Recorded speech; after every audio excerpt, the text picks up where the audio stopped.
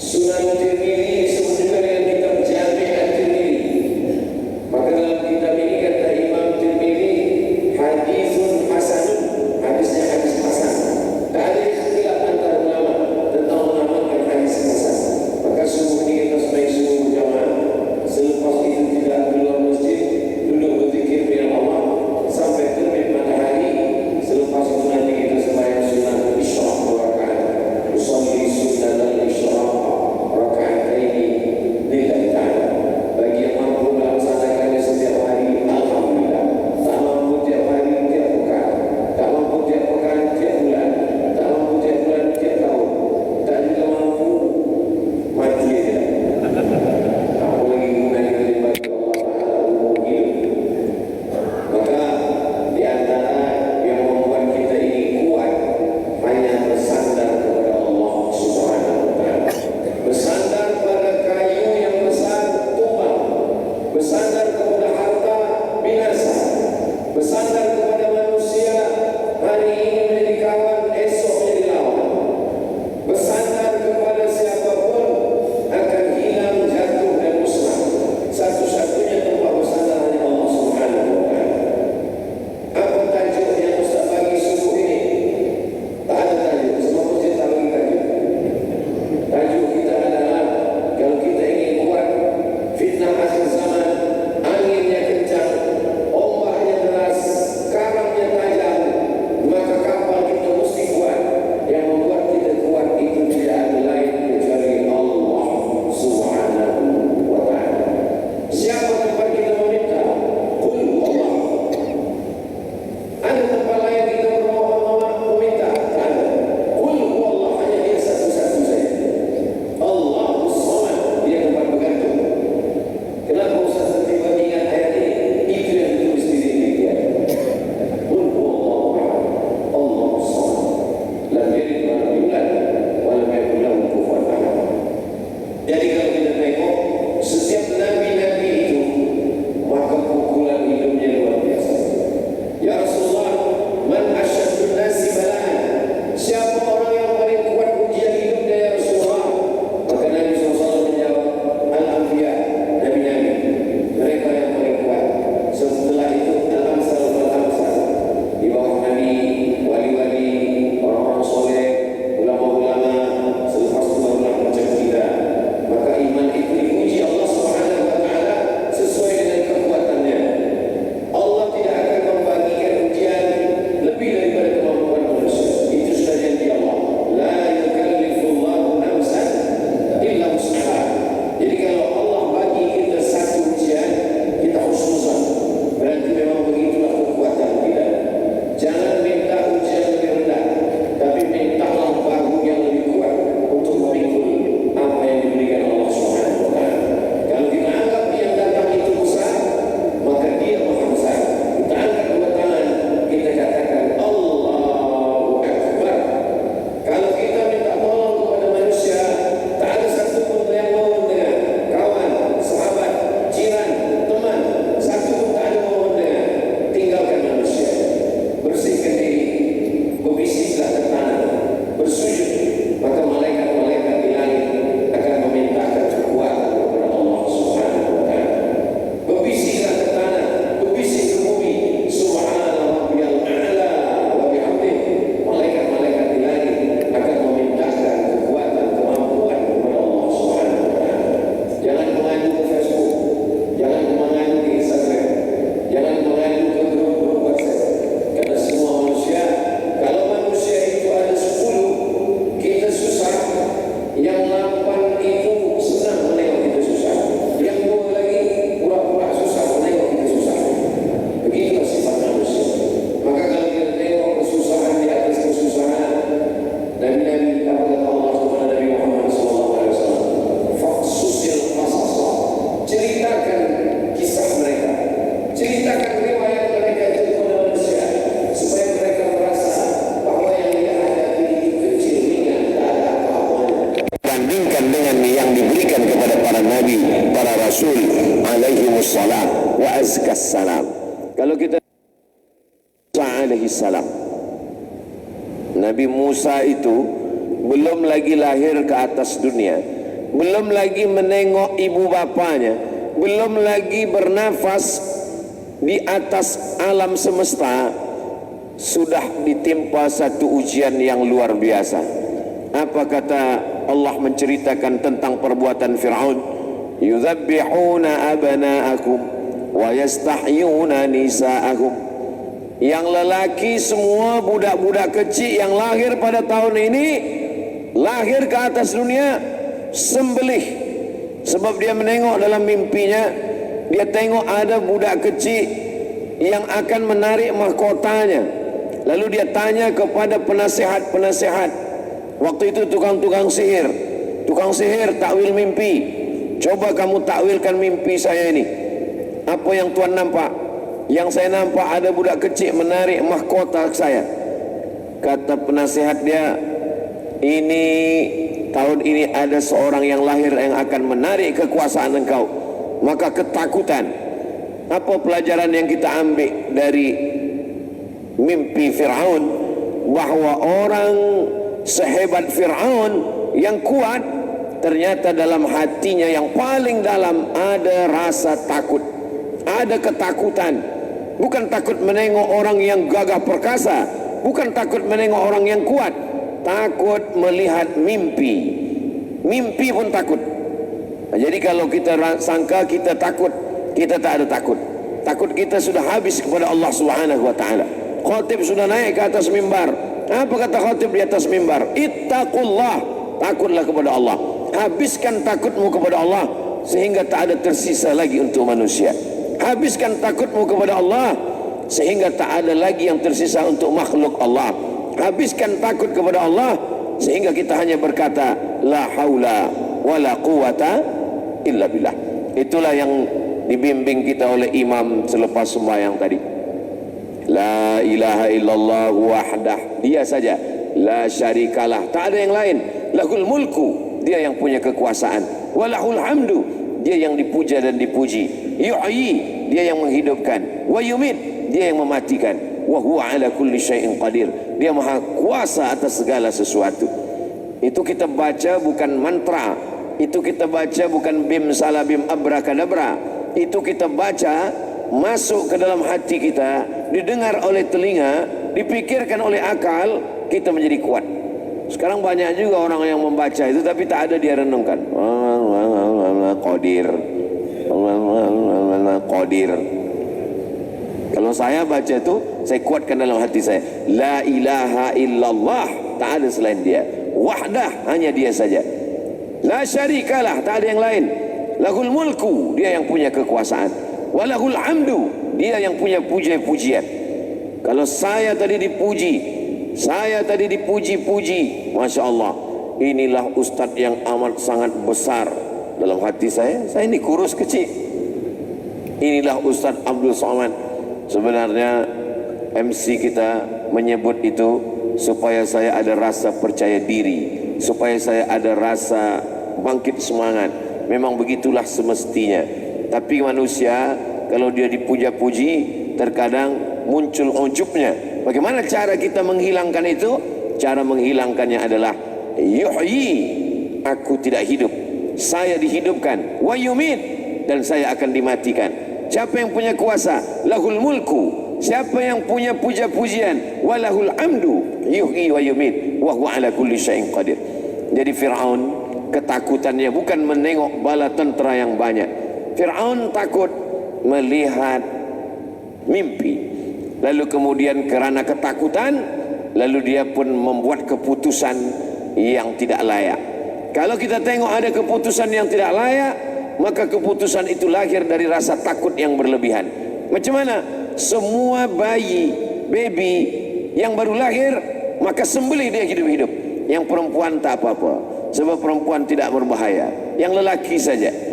Allah punya cerita.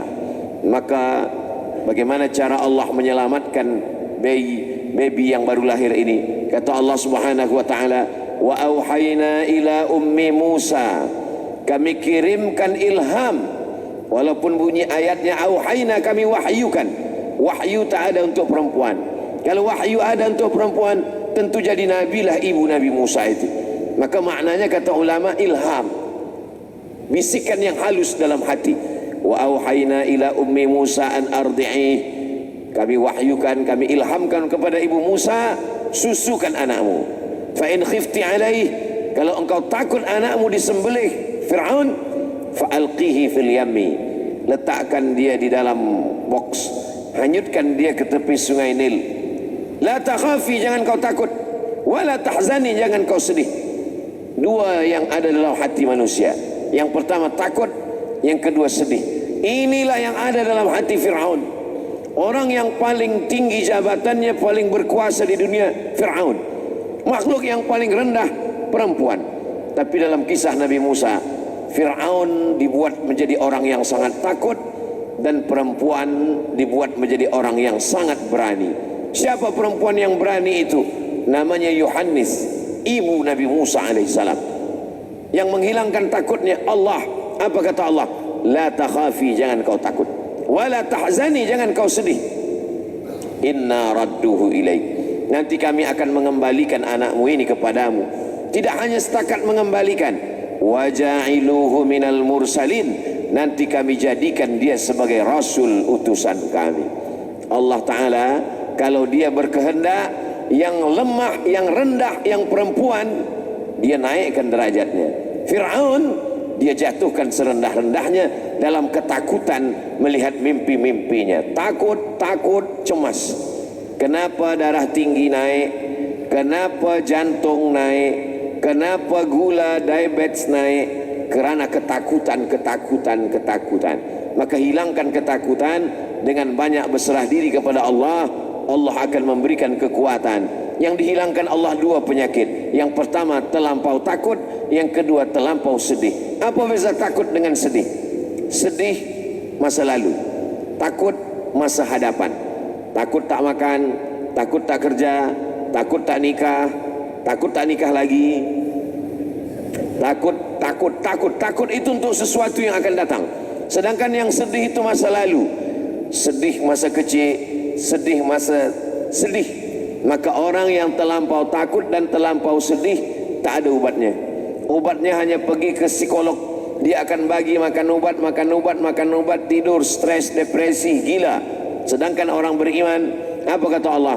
Ala inna awliya Allah, orang yang berserah diri kepada Allah, orang yang dijadikan sebagai penolong agama Allah, la khaufun alaihim, tak ada rasa takut, walahum yahzanun, tak ada rasa sedih.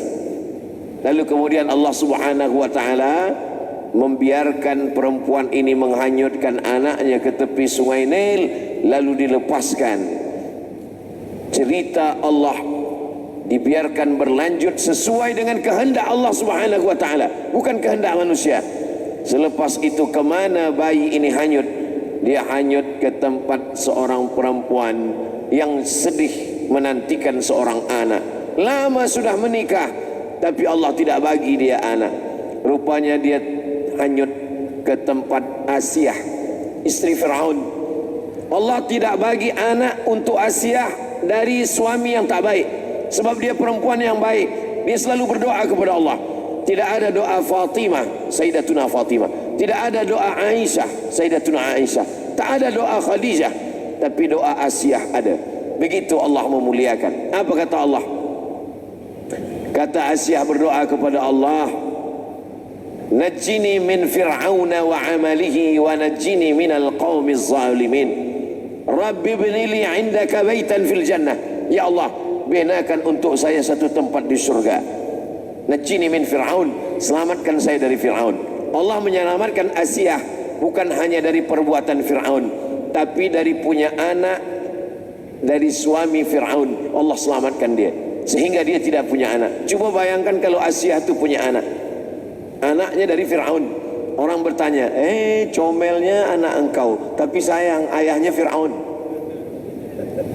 Sehebat-hebatnya Fir'aun, belum pernah saya bagi tazkirah kemana-mana tempat, lalu orang kemudian mengenalkan diri. Ustaz Abdul Somad, kenalkan, saya ini keturunan Fir'aun. Belum mengenali. Adanya orang, Ustaz Somad itu keturunan Sayyidina Abu Bakar Siddiq, nasabnya sampai As-Siddiqi ujung namanya di Aceh. Hasbi As-Siddiqi. profesor doktor, keturunan. Jadi banyak orang menyebut dia keturunan fulan, Al-Haddad, Al-Jifri bin Syihab bin Syekh Abu Bakar, Al-Idrus, keturunan zuriat Nabi Muhammad sallallahu alaihi wasallam. Ini Al-Hasani, ini Al-Husaini. Untuk apa ini? Innal Hasan wal Husain sayyida syababi ahli jannah. Sesungguhnya Al-Hasan dan Al-Husain pemimpin dua pemimpin pemuda penghuni surga. Mudah-mudahan pemuda-pemuda kita yang sembahyang subuh ini masuk surganya nanti dipimpin oleh Sayyidina Al-Hasan dan Sayyidina Al-Husain. Berapa banyak kehebatan Namrus hilang, Fir'aun hilang, Qarun hilang, ceritanya masih ada, tapi dijadikan iktibar pelajaran untuk sesuatu yang tak baik. Lalu kemudian Allah Subhanahu wa taala menyelamatkannya. Maka dipanggillah orang untuk mengambil kotak box. Ketika dibuka dia tengok ada bayi yang lama sudah dia inginkan. Dia ingin punya anak. Rupanya Allah kalau bagi rezeki tanpa mengandung anak, tidak perlu muntah-muntah, tidak perlu mengandung 9 bulan, tidak perlu meregang nyawa, melahirkan menyakitkan. Berapa banyak perempuan yang melahirkan menyakitkan tapi dapat anak tak baik. Tapi Asiyah, dia tidak mengandung, dia tidak melahirkan, dia tidak merasakan kesakitan, tapi dapat anak seorang nabi yang dipilihkan Allah Subhanahu wa taala. Jangan berkecil hati kalau kita memasang pancing tak dapat ikan. Kita yang mengambil buluhnya, kita yang mengambil mata kail pancingnya, kita yang mencari umpan cacing dan kataknya, kita yang meletakkannya ke tepi sungai. Rupanya ikan tak dapat. Jangan bersedih. Kenapa? Mungkin Allah ingin bagi kita bukan ikan tapi ikan masak. Kita balik ke rumah bersedih, tak lama orang bagi ikan kita masak. Ikan yang paling mahal, ikan yang tak dibeli orang biasa, ikan yang dimasak di rumah orang-orang hebat. Manakala sudah masak, lalu kemudian kita sampai, semua orang yang tetamu hadir, tiba masa makan. Siapa yang disilakan dulu? Yang disilakan adalah Ustaz Abu Somad. Ustaz Abu Somad dia tak dibagi Allah ikan matah. Ikan mantah dia tak bagi, tapi ikan masak yang sudah ada. Di mana-mana saya pergi, maka yang pertama kali makan disilakan. Silakan Ustaz Somad makan. Bila ada racun di situ, saya lah mati duluan. Tapi insyaAllah kita husnuzan. Semua orang baik-baik, semua orang-orang soleh-soleh, semua. Ta'amus salihin dawa. Makanan orang-orang soleh itu menjadi ubat. Jadi saya selalu ditanya, apalah ubat yang Ustaz makan? Tak ada. Yang saya makan ta'amus salihin. Makanan orang baik-baik itu adalah ubat.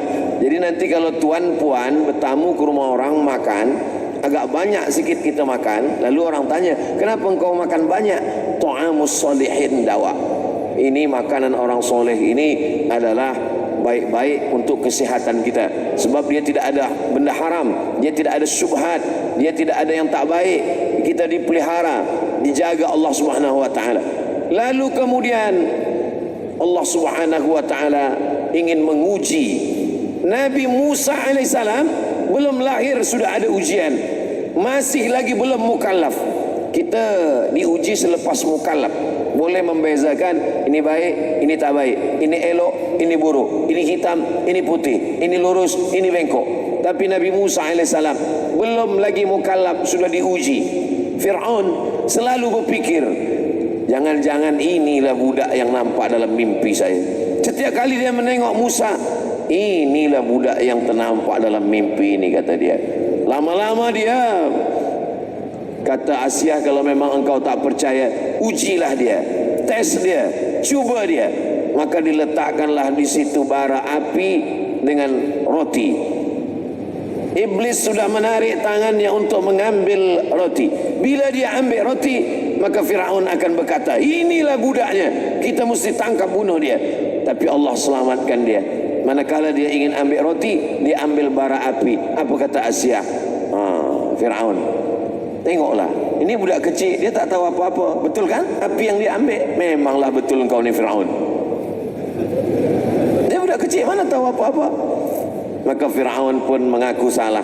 Oh, Oh, kalau begitu betul aku salah. Budak kecil ni budak tak tahu apa-apa. Budak-budak yang akan mengambil mahkota engkau tu sudah mati semua, dah kena sembelih sudah. Begitu cara Allah Subhanahu wa taala menyelamatkan. Bagaimana cara Allah menunaikan janjinya? Allah berjanji, kalau engkau hanyutkan anakmu ini, nanti aku akan pertemukan dia dengan engkau. Bagaimana cara Allah mempertemukan?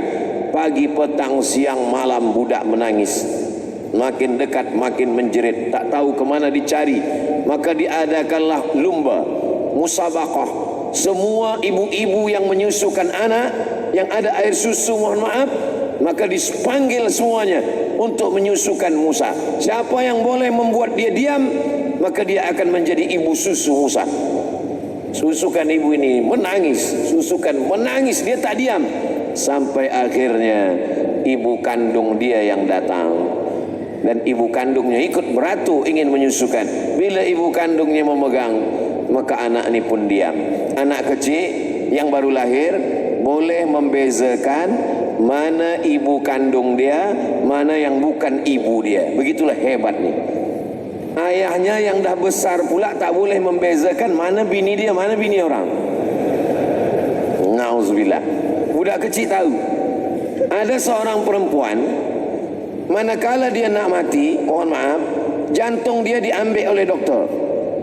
Jantung ni diambil, dipindahkan kepada perempuan lain. Perempuan ni kulit putih, perempuan ni orang putih. Sebelum dia mati, jantung dia diambil, dipindahkan kepada perempuan kulit hitam. Bila dah meninggal dunia, maka datanglah perempuan ini menjenguk bayi yang kecil. Bila dia pegang, budak ni diam. Dia tahu bahawa dalam badan perempuan yang kulit hitam tadi ada jantung emak dia. Jadi bayi tahu ada hubungan yang luar biasa. Kenapa budak-budak tahu? Itu memang kuasa Allah Subhanahu wa taala.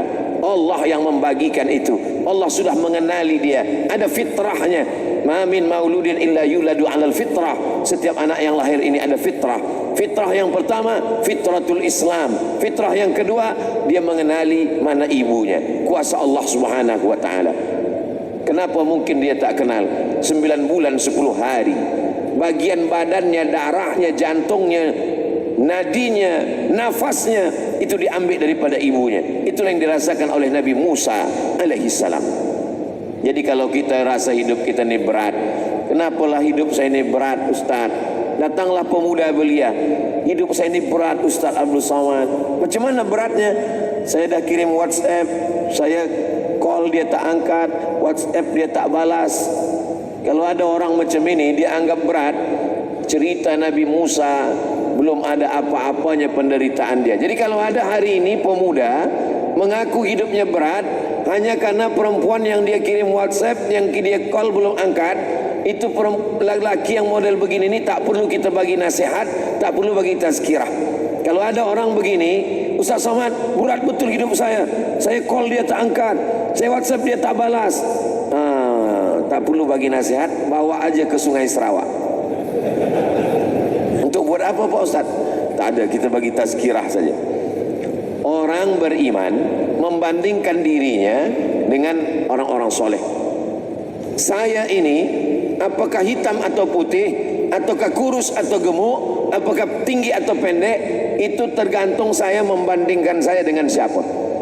Hidup kita ini apakah kita susah atau senang, tergantung kita membandingkan dengan siapa. Salah kita membandingkan, salah kita berfikir, kita pun salah bersikap kepada Allah Subhanahu wa taala. Maka mesti betul-betul membandingkan. Bandingkan kita dengan Nabi Musa alaihissalam. Dia nabi, kita ni tak ada apa-apanya. Nabi Musa keturunan nabi-nabi. Nabi Ibrahim punya anak, yang satu Ismail, yang satu Ishak. Nabi Ishak punya anak namanya Yakub. Nabi Yakub punya anak namanya Yusuf. Nabi Yusuf punya saudara namanya Yahuza, keturunan cucu cicit Yahuza. Nabi Yusuf itulah jadi Yahudi. Nabi Yusuf punya saudara namanya Lewi. Lewi ini punya anak keturunan, itulah dia saudara dua kandung namanya Nabi Musa dan Nabi Harun alaihissalam. Dia keturunan Nabi. Kita keturunan Nabi juga Ustaz. Betul, tapi jauh sikit, Nabi Adam. Jadi kalau ada orang mengatakan Nabi Musa keturunan Nabi, ya, tapi nasab dia lebih dekat kepada Nabi Ibrahim alaihissalam. Quraisy, keturunan Nabi, nasab dia dekat kepada Nabi Muhammad sallallahu alaihi wasallam. Sedangkan kita keturunan Nabi juga, tapi jauh ke atas Nabi Adam alaihi salam. Nabi Musa alaihi salam, begitulah hebatnya dia ujian hidupnya. Jadi kita ini mau senang atau susah tergantung kita bandingkan hidup kita dengan siapa. Saya dulu masa belajar di Maghribi, saya duduk di asrama pelajar. Asrama pelajar dibagi dua. Yang sebelah sini Arab, Asia. Yang sebelah sini Burkina Faso, Afrika Selatan, Nigeria. Saya duduk di asrama Afrika. Saya suka di situ karena di tengah mereka saya rasa lebih putih. Tergantung kita mana. Lama saya sekamar dengan orang Afrika, baik-baik, ramah-ramah. Kawan-kawan saya dari Burkina Faso, dari Nigeria, dari Niger, dari macam-macam negeri. Apa maknanya? Hidup ini tergantung kita membandingkan dengan apa dan siapa. Jangan salah banding. Kalau kita salah banding, maka kita akan kufur kepada Allah Subhanahu wa taala. Orang yang punya kereta mahal, dia katakan Allah tidak adil. Kenapa? Karena dia memandang ke atas. Tapi kalau dia memandang ke bawah, dia akan bersyukur kepada Allah. Maka kata Nabi SAW, unzur ila man huwa asfala minka. Tengok orang yang bawah, engkau akan bersyukur kepada Allah. Orang yang naik motosikal, dia tetap bersyukur menengok orang yang naik berjalan kaki. Orang yang berjalan kaki, dia tetap akan bersyukur. Sebab apa? Sebab kawan dia dah banyak yang mati, meninggal dunia. Orang yang sakit tetap bersyukur. Kenapa? Tetap dia masih boleh mengucapkan subhanallah, walhamdulillah, wala ilaha illallah, wallahu akbar. Nabi Musa alaihissalam, selepas Nabi Musa bertemukan dengan ibunya, selamat daripada ujian, lalu kemudian dia dibesarkan di tengah Fir'aun. Begitu Allah menyelamatkan dia. Kalau ada senjata, orang yang berada di depan senjata takut mati. Nabi Musa alaihissalam tidak berada di depan senjata, dia berada di pangkal senjata, maka dia tidak akan mati sebab dia di pangkal. Nabi Musa alaihissalam tidak akan ditangkap Fir'aun. Kenapa? Sebab dia berada di rumah Fir'aun. Dia berada bersama Fir'aun. Fir'aun tidak akan menangkap dia sampai masanya Allah ingin mengeluarkan dia dari istana Fir'aun. Bagaimana cara Allah mengeluarkan dia? Nabi Musa menengok ada dua orang yang sedang berkelahi. Satu orang Yahudi, satu orang rakyat Fir'aun.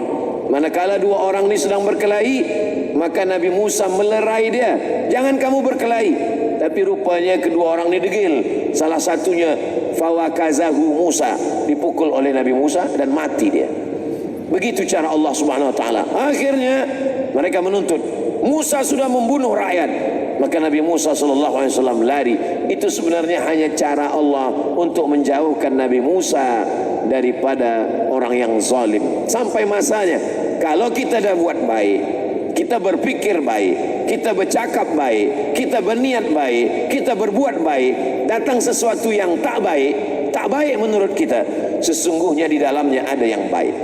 Membunuh orang tak baik, melerai orang dengan niat baik tapi terbunuh orang tak sengaja tak baik, terusir dari istana Fir'aun tak baik. Menurut manusia tak baik, tapi menurut Allah baik. Di situ ada hikmah. Asa an takrahu syai'an wa yaj'alallahu fihi khairan katsira.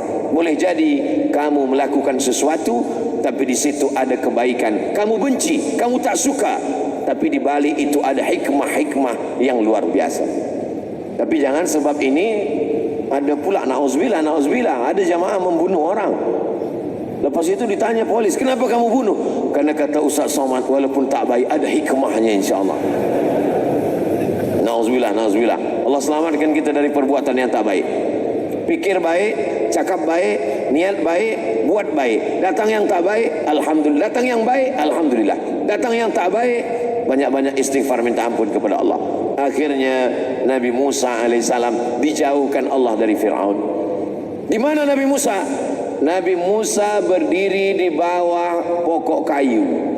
Hebatnya pokok kayu ini, manakala Nabi Muhammad SAW Isra dan Mi'raj, Nabi menengok dari atas. Dia bertanya kepada Jibril, Jibril, itu apa itu? Itulah pokok kayu tempat Nabi Musa dulu bernaung. Apa pelajaran dari sini? Kita mesti menjaga pokok kayu sebatang di gurun pasir. Tak boleh menumbang pokok kayu. Di antara kesan saya dengan kota Kuching, Sarawak, pokok-pokok kayu yang besar dijaga. Dulu saya ingat, saya duduk datang 2018, ini Padang, di tepi Padang ada pokok-pokok kayu. Maka malam tadi mana lalu, waktu saya lalu, oh di sini saya dulu duduk, oh di sini saya ingat pokok-pokok kayu. Bahkan ada satu tempat saya tengok ada pokok kayu, ada atap tu dibuat berlubang supaya pokok kayu boleh tumbuh tinggi. Maka dalam Islam kita diajarkan untuk menjaga pokok kayu.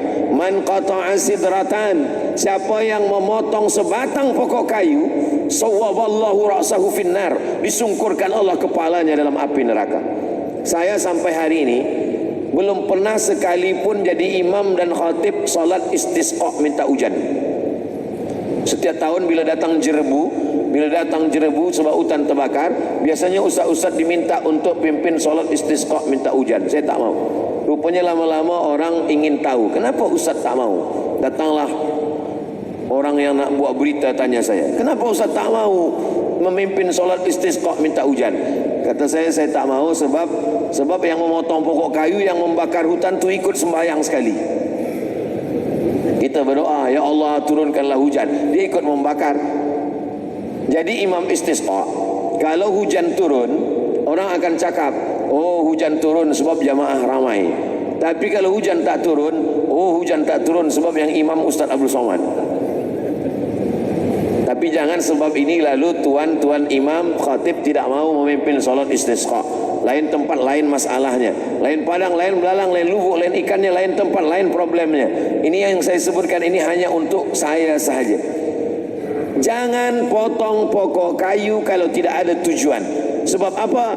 Sebab dalam Islam diajarkan, idza waqa'at 'ala ahadikumul qiyamah, kalau kamu sudah mau mati, wa fi yadihi fasilah, di tanganmu ada anak kurma, falyughrisha, tanamkan pokok kurma ini. Kenapa kita tanam kurma? Kita dah nak mati, kurma 5-10 tahun lagi baru berbuah. Kita tak sempat makan, kita tak sempat menikmati manisnya, kita tak sempat bernaung di bawah pokoknya. Walaupun kita tak memakan, tapi pahalanya menjadi amal jariah. Ada orang kepanasan, bernaung dia di bawah pokok kayu. Masya Allah, tadi tak nampak pokok kayu, sekarang dah terbit matahari, nampak pokok-pokok kayu. Pokok kurma pun ada dalam Masjid Al-Abiyad. Masya Allah, tabarakallah. Pokok kurma kalau dia berbuah, Masya Allah. Kami di Pekanbaru, di tepi-tepi masjid itu banyak juga ditanam pokok-pokok kurma. Pokok kurma berpuluh tahun tak berbuah-buah. Sampai akhirnya satu hari datanglah Profesor Kurma dari Thailand, namanya Profesor Kolak. Selepas tu ditanyalah, Mr. Kolak, kenapa kurma ni tak berbuah? Setelah dicek, diperiksa, ditengok, kata Profesor Kolak, kurma ni tak berbuah sebab semua yang kamu tanam ni kurma jantan, tak ada kurma betina. Inilah rupanya mengapa Allah melaknat LGBT, sebab dia tak menghasilkan apa-apa. Jadi selepas itu yang kurma jantan ini dipotong. Kurma jantan dibiarkan hanya sebatang 2 batang saja. Yang lain di kurma betina banyak buat. Kurma perempuan, kurma betina banyak. Selepas itu berbuah banyak. Ini pentingnya, maknanya apa? Jantan cukup 1-2, perempuan banyak-banyak. Saya pun berani cakap ni sebab saya tengok tak ada perempuan. Ada perempuan semua ni, ada di belakang. Mudah-mudahan suara saya tak sampai. Selepas berbuah, pendek, kecil aja berbuah, maka dimintalah untuk yang pertama kali memotong tandan kurma, buah yang first, buah pertama kali buah, supaya dipotong tandannya oleh Ustaz Abdul Somad. Saya lah yang memotong. Lama saya termenung, saya tak ikut menanam, saya tak menyiram, saya tak ada membawa pupuknya, saya tak ada membawa batangnya. Tapi masa memotong, sayalah yang ditengok orang banyak. Jangan-jangan amal saya ini dah dihabiskan oleh viewer, follower dan subscriber. Mudah-mudahan Allah menjaga amal-amal kita semua, insyaAllah. Amin.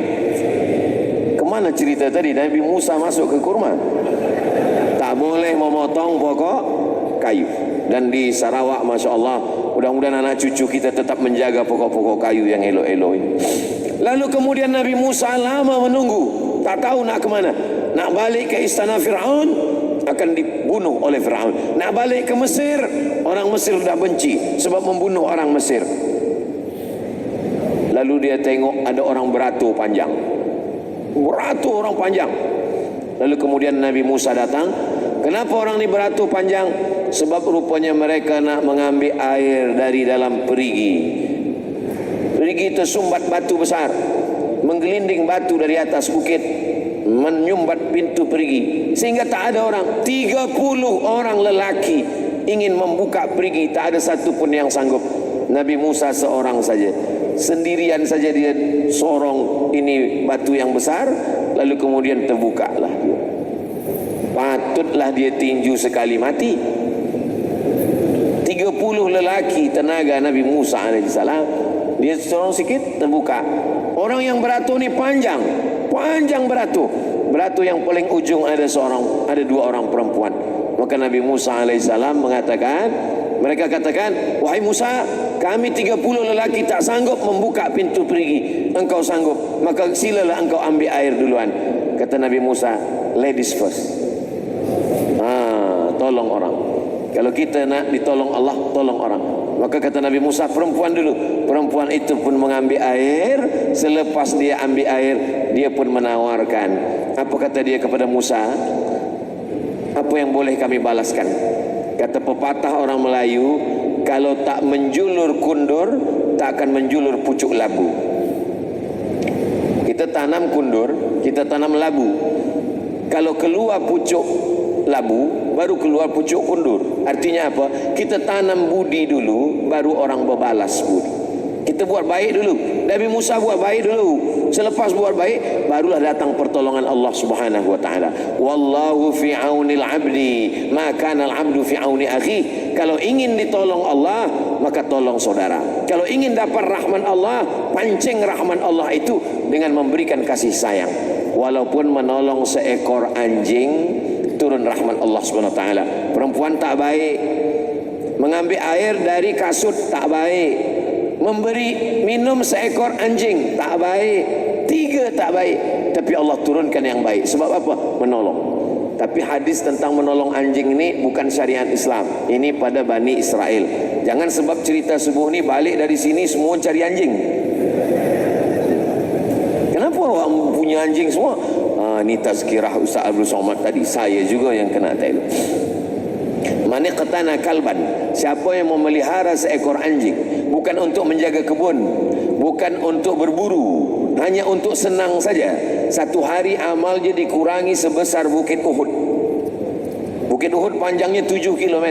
Jadi tiap-tiap hari amal dia berkurang 7 km 7. Amal dia hanya sebesar bisul.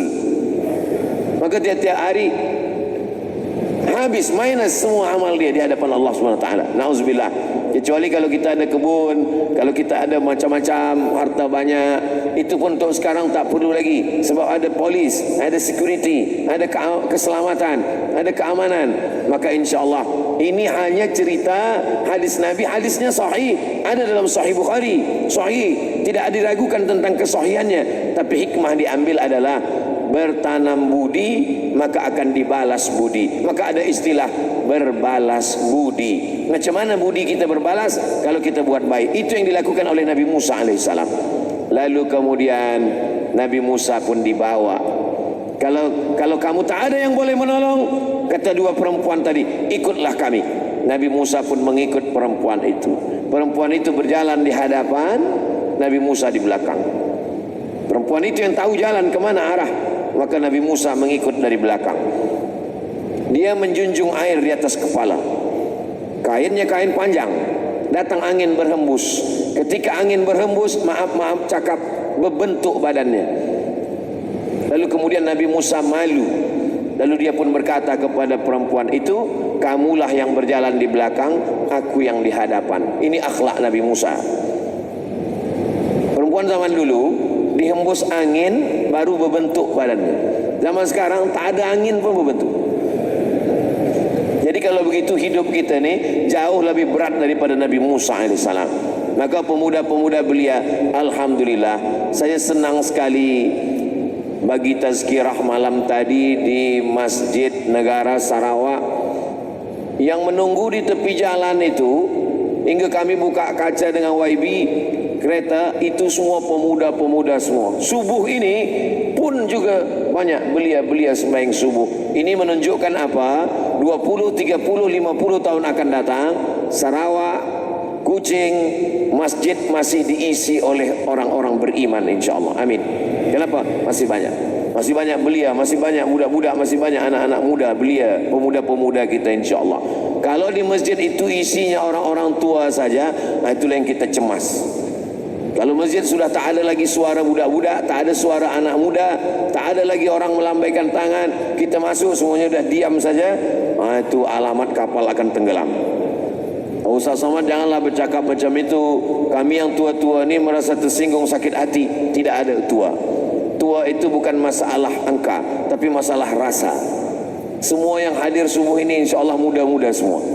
Mereka adalah orang 18 tahun yang termasuk ke dalam tubuh 70 tahun. Rasanya tetap muda, insya Allah. Amin. Nah, maka siapapun yang tua, kalau dia sembahyang berjamaah ke masjid, maka dia tetap muda. Sebaliknya kalau ada orang muda tapi di rumah, itu dia sudah usia emas. Nah, maka kalau kita nak tahu muda atau tua, tengok dia berjalan tak ke masjid. Maka semua yang hadir di subuh ini, insya Allah panjang umur, sehat badan, semangat terus, insya Allah. Begitu cara menyenangkan hati orang tua. Lalu kemudian dia sampai ke rumah Syuaib. Rupanya dua perempuan tadi, anak Syuaib. Apa kata perempuan tadi kepada ayahnya? Inna khaira man ista'jartal qawiyul amin. Ayah, kalau engkau ingin mencari pekerja, inilah lelaki ini. Ayah selama ini kan cari pekerja. Anak ayah 2 orang perempuan, cuma sanggup membawa air. Kalau ayah ingin mencari pekerja, inilah orangnya. Kata Syuaib kepada anaknya, kenapa ini? Sebab 2 orang ini punya 2 sifat. Yang pertama, al-qawi, dia kuat. Yang kedua, al-amin, dia amanah. Ada orang ni kuat tapi tak amanah. Ada amanah tapi tak kuat. Ada lagi lebih parah, sudahlah tak kuat, tak amanah pula. Na'udzubillah. Kalau ayah ingin cari pekerja, ni orangnya, al-qawiyul amin. Ayahnya Syuaib sebagai seorang ayah tak boleh terima cakap anak bulat-bulat. Mesti tanya dulu. Oh, kamu sudah lama berkenalan dengan dia. Dari mana kamu tahu dia sifatnya kuat dan amanah? Dia orangnya kuat, ayah. Sudah lama kamu kenal? Baru saja beberapa saat tadi. Kalau kamu baru kenal, dari mana kamu tahu dia kuat? Sebab 30 lelaki ingin membuka pintu perigi, tak ada satu pun yang mampu. Dia dengan sendirinya, itu menunjukkan dia kuat. Dari mana kamu tahu dia amanah? Dia orangnya amanah, ayah. Kami berjalan di hadapan, dia tundukkan pandangan, dia pindah ke belakang, dia pindah ke hadapan, kami yang di belakang, kami yang tunjukkan kanan, kiri, maju atau ke belakang. Ini orangnya amanah. Ini menunjukkan kita tak perlu kenal lama untuk mengetahui sifat orang. Ini bagi pemuda belia yang akan menikah, tak perlu kenal lama untuk tahu sifat perempuan. Sekejap saja. Karena kalau kenal lama, berzina mata, berzina telinga, berzina pikiran macam-macam. Maka untuk perbaiki. Ini sekarang banyak orang kalau ditanya, kenapa kamu tak nikah? Kita sedang perkenalan dulu. Udah berapa lama? Udah 15 tahun. Apa nih? Perbuatan maksiat, dosa. Belajar saja. Setelah belajar, kenal baik-baik, ta'aruf, ada nampak dari jauh, Masya Allah, Tabarakallah. Inilah nampaknya datang. Assalamualaikum Tuan Haji. Nampaknya saya ini sudah menemukan buah hati belayan jiwa untuk mendampingi saya. Saya tak ingin berlama-lama.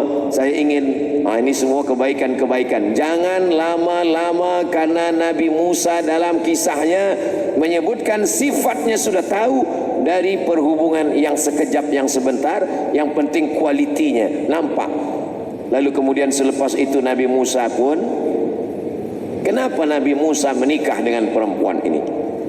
Tak ada satu pun ayat Quran bercerita perempuan itu cantik, tak ada. Tinggi semampai, tak ada. Putih, tak ada. Rambutnya bak mayang terurai, alisnya bak semut beriring, pipinya bak pauh di layang, tak ada.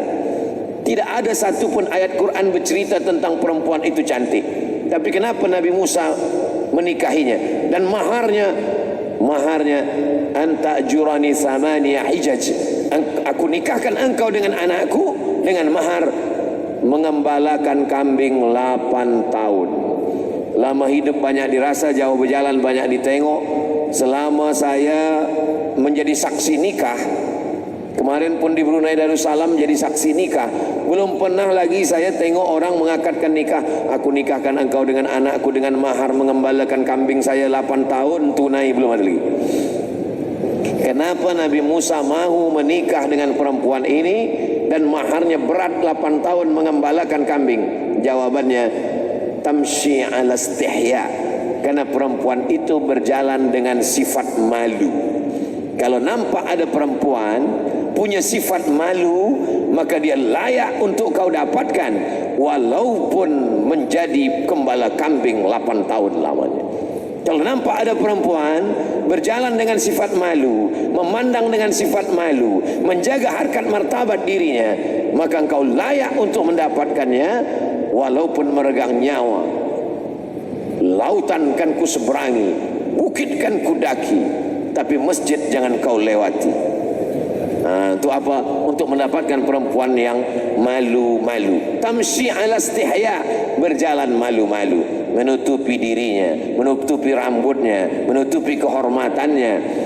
Yang ditutup biasanya lebih baik, dimasukkan ke dalam box, dimasukkan ke dalam tempat, dimasukkan ke dalam bilik, daripada yang dibuka di tepi jalan seperti penjual buah di tepi jalan, lisut kering tak ada harga sama sekali.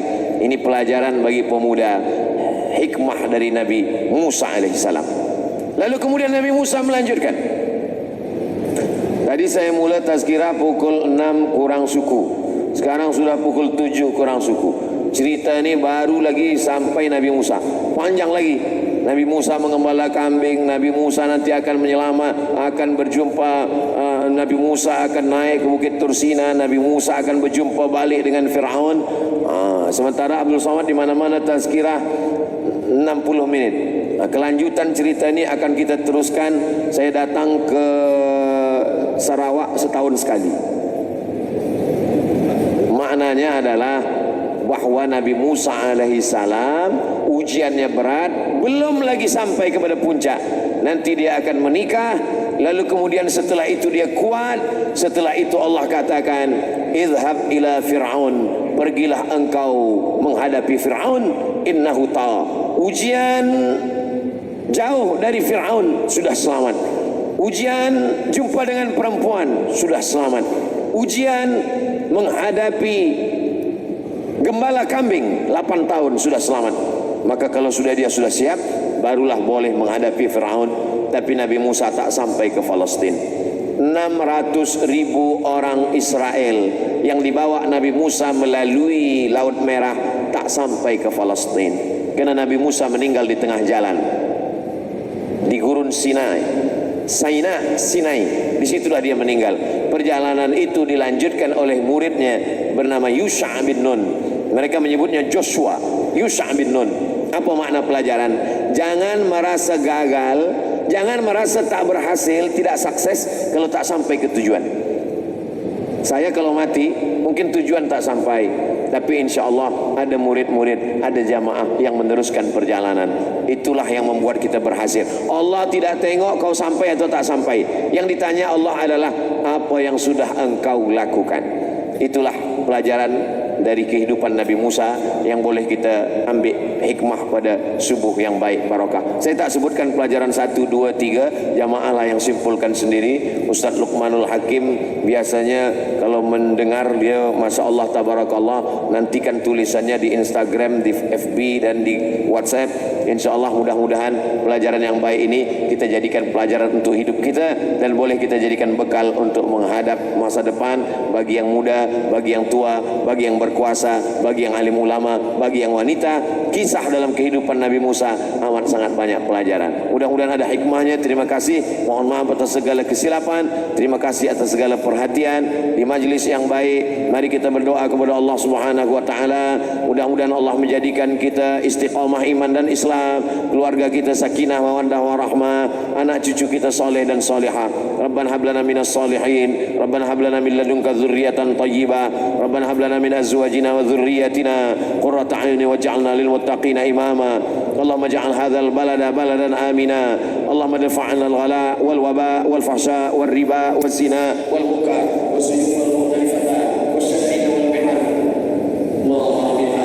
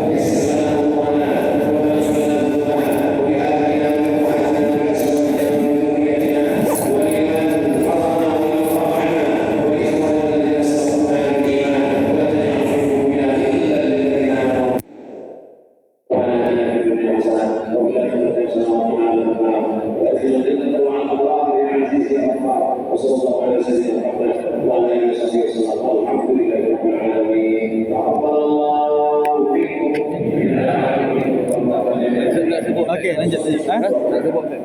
Boleh yang ini.